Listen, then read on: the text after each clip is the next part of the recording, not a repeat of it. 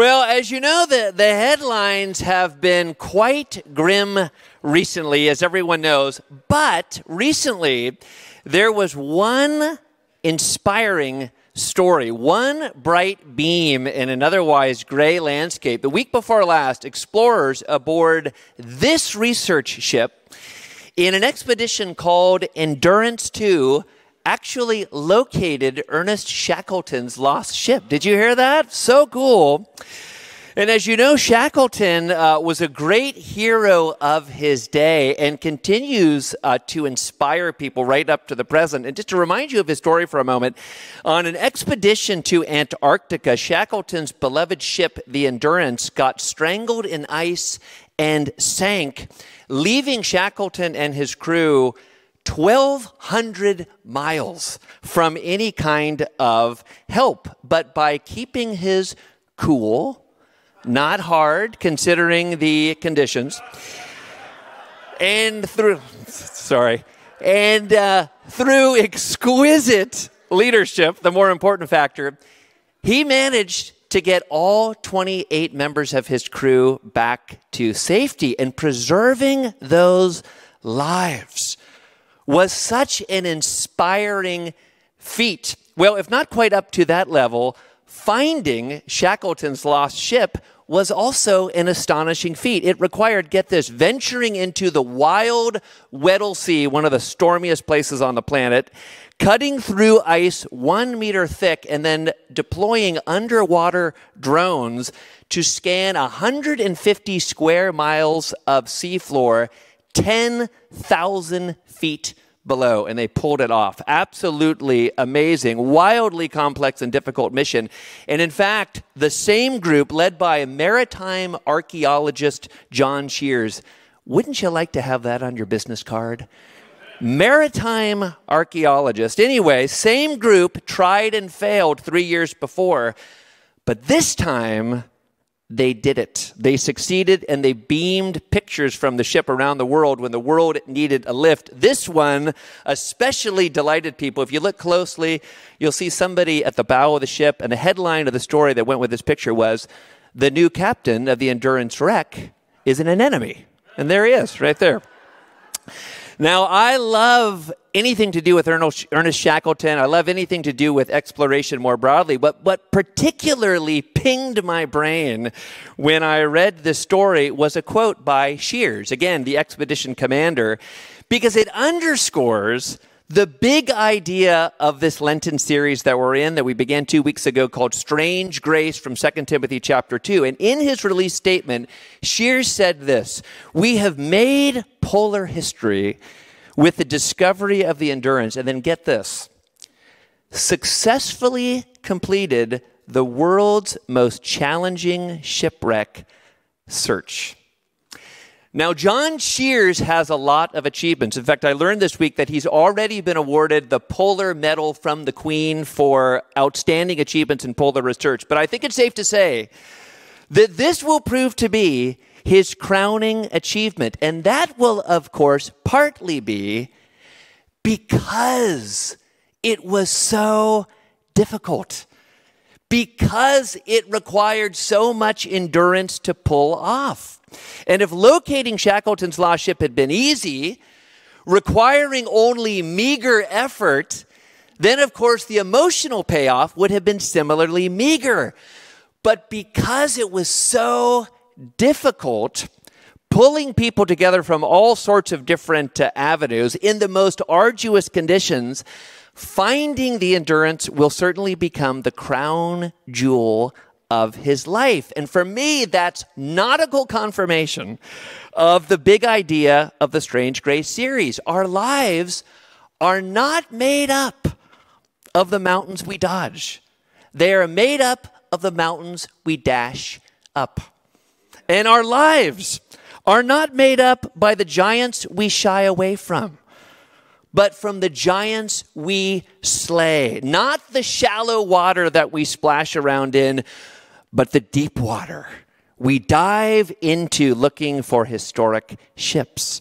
And that's why God's call on every one of us, his beloved children, to exhibit soldierly faith, to go to the wall for what he's called us to do is the grace that it is. Strange grace, to be sure, but grace nonetheless. And in putting his arm around us like he does, and entrusting us with royal responsibility in the world that he has been remaking since the very first Easter, and then calling us to stick to it with joyful grit, all the while giving us the power of his own person to do it. You know what he's doing? He is giving us an exquisite gift. He's positioning us for our best lives. That's what strange grace is. This morning, we steam ahead in our series. And I said that 2 Timothy chapter 2 is full of shoulder-shaking challenges. This morning's passage is no exception. But again, underneath it is an ocean of opportunity. Let's read it. In fact, let's have Tom Gillis read it. And while Tom's coming up here, Tom, I want to personally thank you for speaking at Riptide, our junior high group, last Thursday. Andrew was really struck by your talk, and he talked to me about it that night. So thanks for loving our middle school kids. Do you appreciate it, Tom? Yeah. Awesome. Thank you. You had me at mountain. I was like, that was it. So 2 Timothy 2:14 goes something like this. Remind them of these things and charge them before God not to quarrel about words, which do no good, but only ruins the hearers. Do your best to present yourself to God as one approved, a worker who has no need to be ashamed, rightfully handling the word of truth. But avoid irrelevant babble, for it will lead people into more and more ungodliness, and their talk will spread like gangrene. Among them, Hymenaeus and Philetus, who have swerved. I practice those words all the time, but in my head, I just kept saying Jaime and Phil instead of doing it. Just FYI, just to get real. Anyways, who have swerved from the truth, saying that the resurrection had already happened. They are upsetting the faith of some. But God's firm foundation stands, bearing this seal. The Lord knows those who are his, and let everyone who names the name of the Lord depart from iniquity. But let me just read this verse. Everyone who confesses the name of the Lord must turn away from wickedness. Thank you. There are a lot of ways to break down this passage, but I think the simplest one is to read it as an answer to this question. What does soldierly faith invite? Meaning over and above going to the wall for the calls that God has placed on our lives. What does soldierly faith ask of us? And I think our passage gives us 4 answers. Here's the first one. First, soldierly faith invites the avoidance of small fish fights. Listen to verse 14 again. Remind them of these things and charge them before God not to quarrel about words, which does no good, but only ruins the hearers. When Paul wants to underscore a point, he often uses this charge language. And by using it here, he is signaling to Timothy that he's telling him, and he's telling us today, that this bit of instruction is not something to run by. It is really important. He's saying, as the people of God who are eager to exhibit soldierly faith and to enjoy the strange grace that comes with it, we need to ditch petty disputes. And in the last phrase of the verse, he gives the reason. Listen to this. Quarreling over words or titanic fights over ultimately trivial matters ruins the people involved. Now, it's hard to know what trivial matters the believers in Timothy's community were squabbling over. Was it, we wonder, theological hair splitting? Was it over who would control some aspect of community life? We don't really know the particulars, but we don't have to because we recognize the problem, don't we? Well, how do we avoid ruinous rows in our homes, in our workplaces, in our church?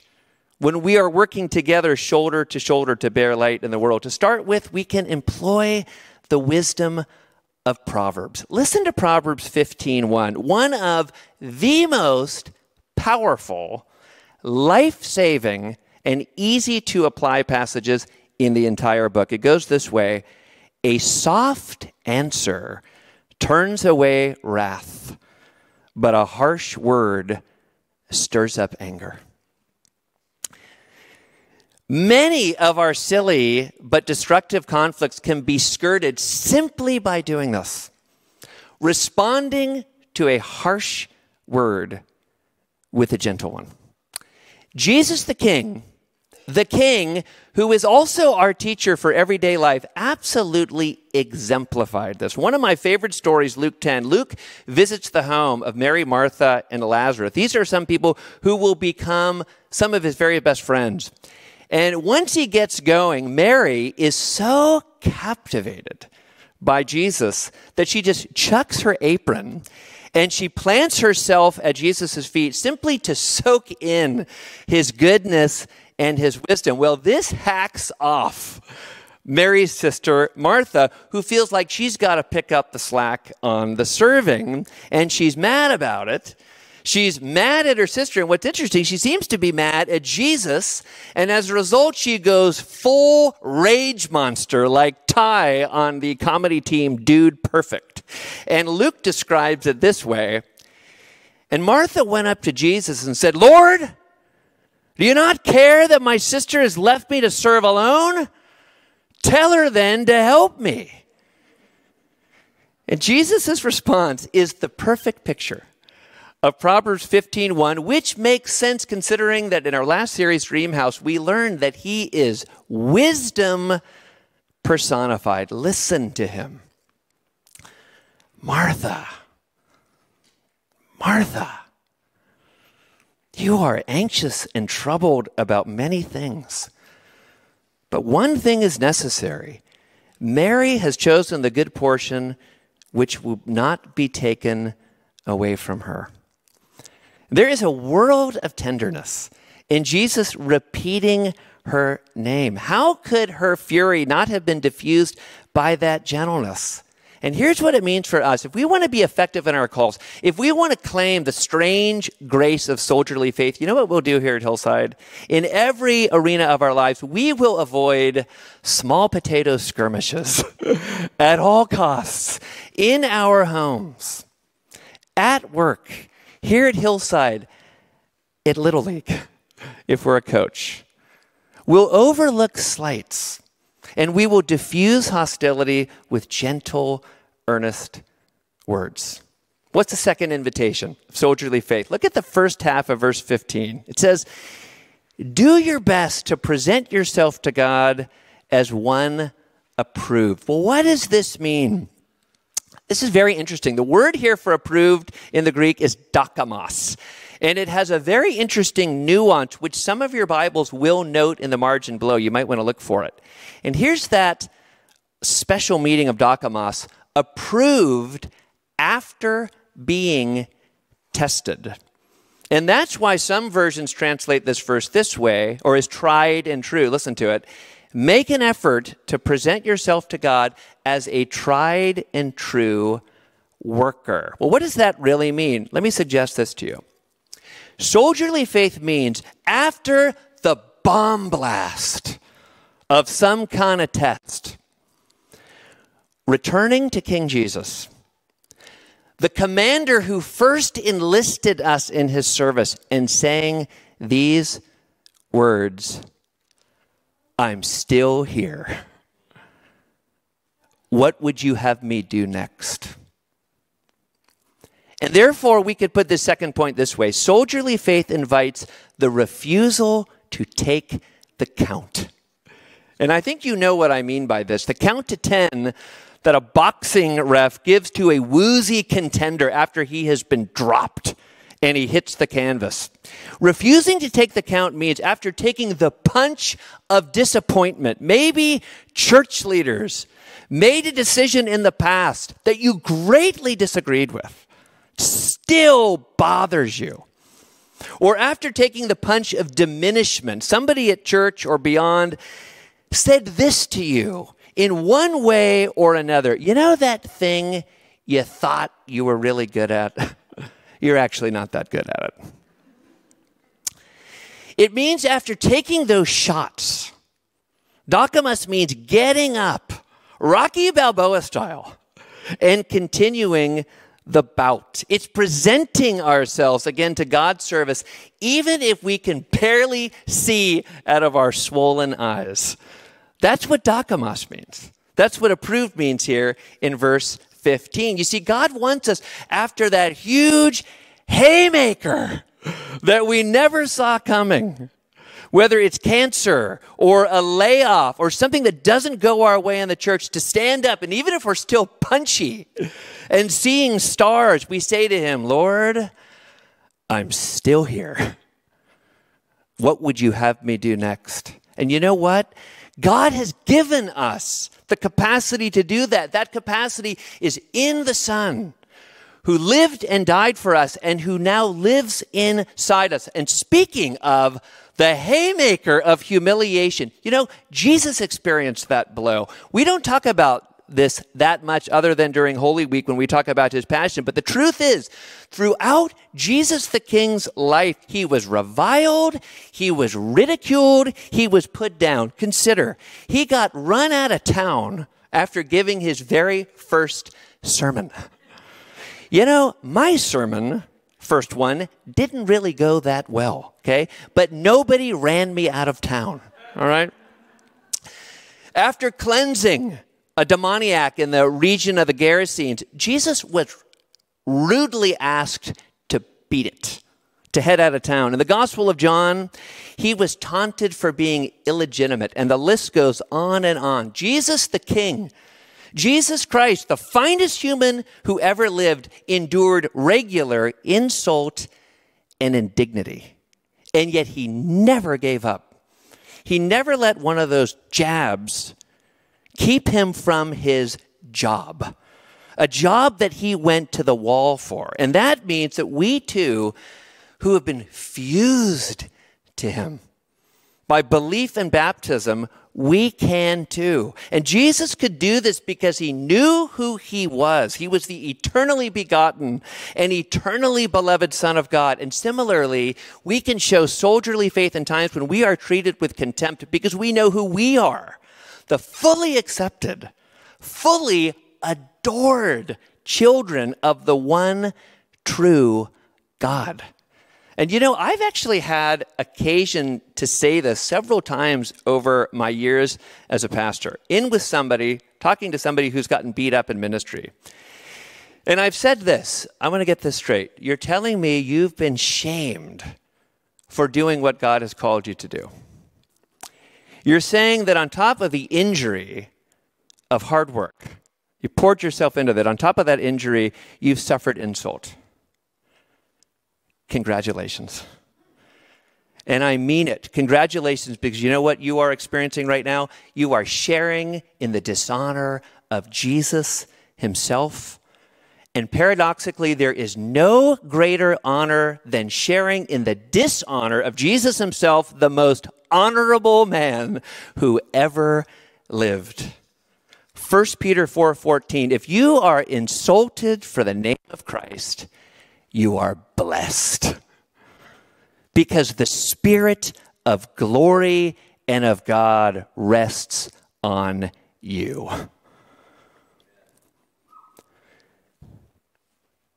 Soldierly faith means refusing to take the count. What else does it mean? Look at verse 15. Do your best to present yourself to God as one approved, a worker who has no need to be ashamed, rightly handling the word of truth. That last phrase is very, very interesting. Last phrase is one word in the original language, and it means to make straight. And the imagery associated with it is that of cutting a path through a forest so that a traveler can reach her destination efficiently. So for Timothy to rightly handle the word of truth, or more literally, to make straight the word of truth, means teaching about Jesus in such a way that his listeners can walk a straight path of understanding. Well, teaching was Timothy's calling, but it's not everyone's.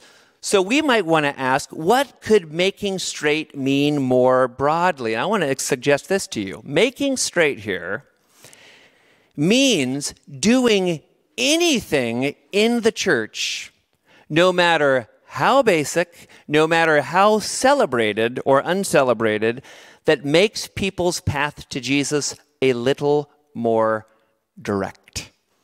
And so here's the third invitation of soldierly faith. It's devotion to ministries of path straightening. And let's circle back for a moment to the beginning of the service. You know, a ministry of path straightening is precisely what this team has been up to. And I want to explain, just like the rest of us, they are bought into our mission to be light in the world. And they understand that to accomplish that mission, it means this. Necessarily, it means shaping more and more people into light bearers, people who burn to share the goodness of Jesus in the world. And in order for Hillside to accomplish that mission, to make it real and not just a wonderful slogan, what do we need to do, practically speaking? We need to entice people into our church, into our family, so that they can meet Jesus, so they can be enveloped in his love, and over time, they can be changed to look and act more like him. Again, the finest human being who ever lived. Well, those team members looked at our trusty logo, and then they asked themselves this question. I wonder if an updated logo would, even in a small way, straighten the path for people to come into our church and discover Jesus. And then that question led to another question. I wonder if just creating more beautiful places to sit and connect, for more people to make friends in our church and to discover Jesus, maybe that would straighten the path. You see, this whole branding and beautification project, of which this morning is just phase one, is a perfect example of soldierly faith and path straightening in particular. Well, that might lead the rest of us to ask, what can we do to help straighten the path, to help people into our church and discover Jesus? Or maybe we could put it this way. How can we live the spirit of Shackleton and help spiritually marooned people find the safe harbor of Jesus? You know what I'll say? So many of us are already doing it. Bravo. Listen to this. Some Hillsiders are straightening the path by pulling weeds around the church campus. Do you know that? We have weed pullers. Two of our most distinguished leaders here. They come at these weird times so nobody sees them. I still tend to see them. Pulling weeds to beautify the place. Others are straightening the path by making the sound mix really solid so that people watching from home have a nice blend. That's Patrick right there in the back who does that. Others are straightening the path by giving a warm greeting to people when they walk in the door, so they'll feel valued and noticed, so they might be a little more likely to stay. Others are straightening the path by hosting and providing dinner for our new relaunched young adults group that just met this past Thursday night, led by Jariah Wagner and Tony Collins. A new Hillside team is working to straighten the path into Hillside's many groups. More on that team soon. Some Hillsiders who can't come to church are straightening the path by continuing to pray and continuing to give to Hillside. And if that's you and you're watching right now, I want to say to you, thank you for your path straightening ministry in remote form. Thank you. Soldierly faith invites devotion to the ministry of path straightening. Let me give you one more invitation, and it's this, and I think it's my favorite. Deep breath confidence that the Jesus foundation will never falter. Listen to verse 19. It says, "But God's firm foundation stands, bearing this seal, the Lord knows those who are his, and let everyone who names the name of the Lord depart from iniquity." And in these verses, Paul does something really surprising, not obvious with just a cursory read.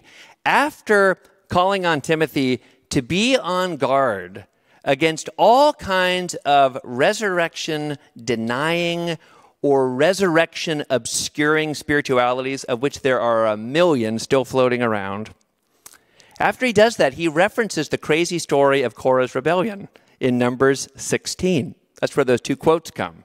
And that story very simply goes this way. A group of rebel rousers, we could understand them as early Israelite equivalents of Hymenaeus and Philetus in our passage. They go to Moses, and they just object to God's plan for worship. You see, God has set up a gracious mechanism for his people to experience his holy presence. And that system involves the priests handling the sacrifices and the Levites handling various auxiliary tasks. Well, Cora and his friends don't like it.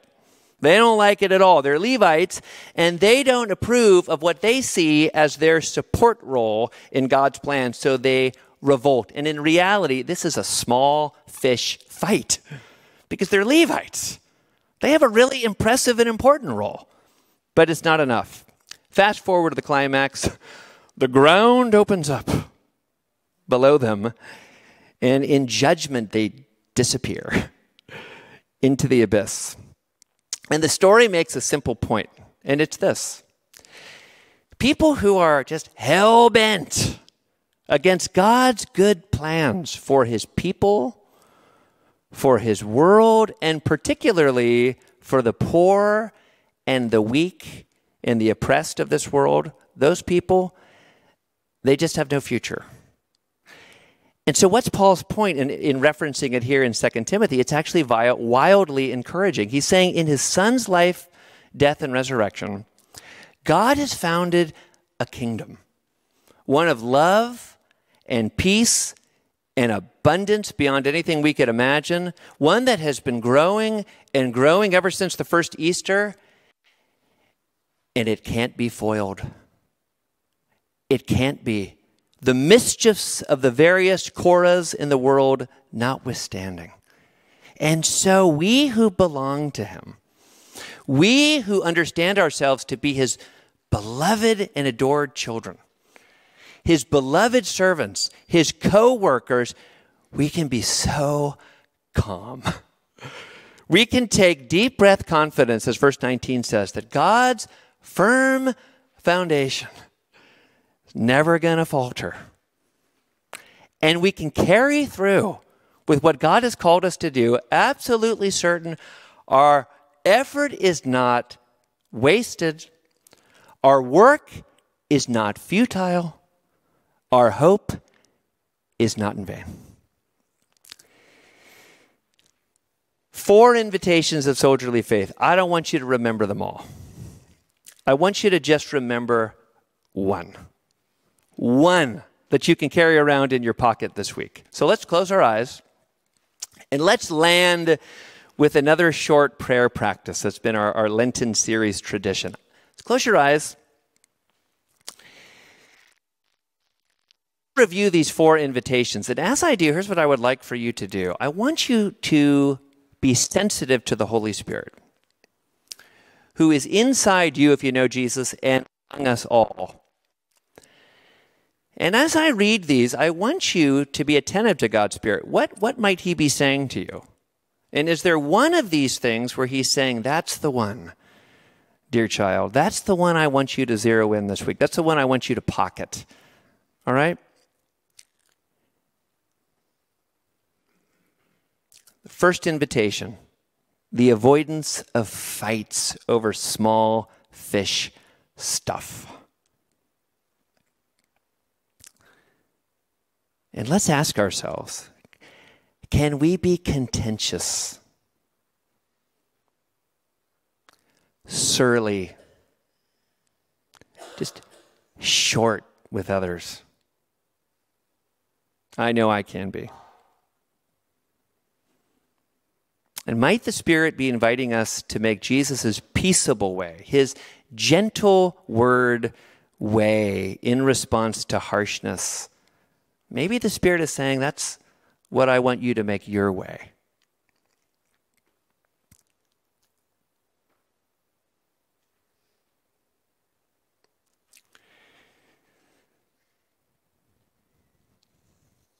The second is the refusal to take the count. Instead of hanging up our ministry gloves after that devastating right hook of disappointment, or that crushing left cross of diminishment, we stand up and we say to our divine trainer, I'm still here at your service, ready for the next round. Is that what God's Spirit is saying?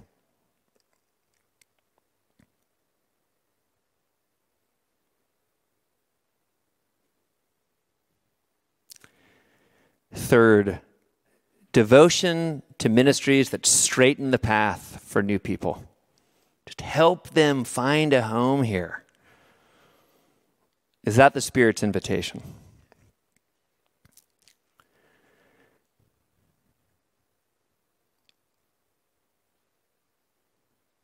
And then fourth and finally, deep breath confidence that the King Jesus Foundation will never falter. Could that be the Spirit's invitation to you? Cultivating confidence that He has everything under control. In our homes, our church, our world. This is the soldierly faith invitation I know God's Spirit wants me to focus on, because I can get so stirred up about the challenge of being the church right now. There's never a reason to be stirred up. I need to remember God's building with Jesus as the cornerstone is never going to buckle.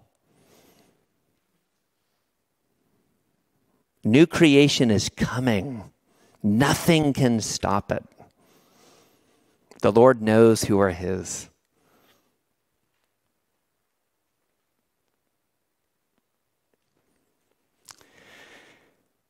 Dear Father, what a deep thrill to know that the firm foundation of your Son's kingdom stands.